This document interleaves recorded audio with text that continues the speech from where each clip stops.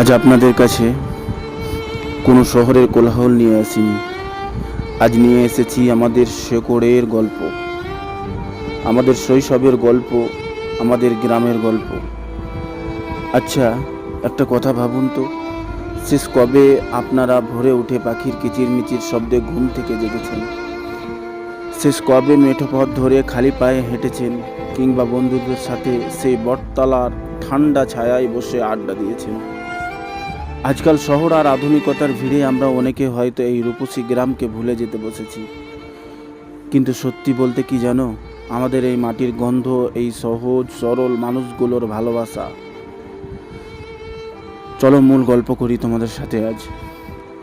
একবার এক শহরের বড় সাহেব তার ছোট্ট ছেলেকে নিয়ে গ্রামে এসেছিলেন।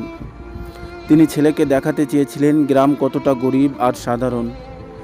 সারাদিন এক এক কৃষক পরিবারের কাটানোর পর শহরে ফেরার পথে সাহেব ছেলেটিকে জিজ্ঞেস করলেন, কী হে খোকা, দেখলে তো গ্রামের মানুষ কত কষ্টে থাকে, ওদের কত কিছুর অভাব। ছেলেটি একটু হেসে উত্তর দিল, বাবা, তুমি ভুল ভাবছো। আমাদের শহরে তো একটা ছোট সুইমিং পুল আছে, কিন্তু ওদের রয়েছে বিশাল একটা নদী।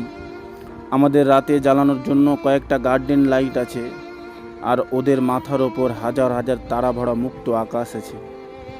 আমাদের খাবার আমরা বাজার থেকে কিনে আনি, আর ওরা নিজের হাতে ফলানো তাজা ফসল খায়।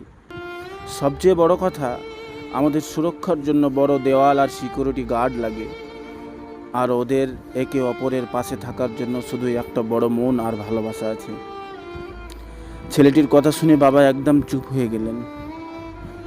নিজের মনের অনুভূতি দিয়ে বললেন, হ্যাঁ বন্ধুরা, এই হলো আমাদের গ্রাম। আমরা যতই বড় হই না কেন, আমাদের শেকড় তো এই গ্রামেই প্রথিত। এই যে গ্রামের মেঠো সুর, হাঁসগুলোর ভেসে চলার সন্ধ্যার শাঁখের আওয়াজ, আর আমাদের গ্রামের সাধারণ মানুষগুলোর মুখে অবিকল হাসি, এগুলো আমাদের এই আমরা গ্রামের লোক চ্যানেলে আপনাদের সামনে ফুটিয়ে তোলার চেষ্টা করি।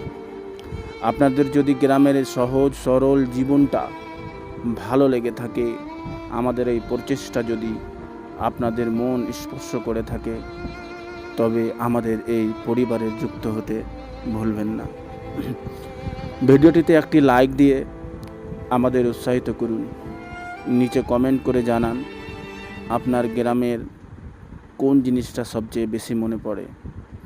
আর আমাদের এই চ্যানেল আমরা গ্রামের লোককে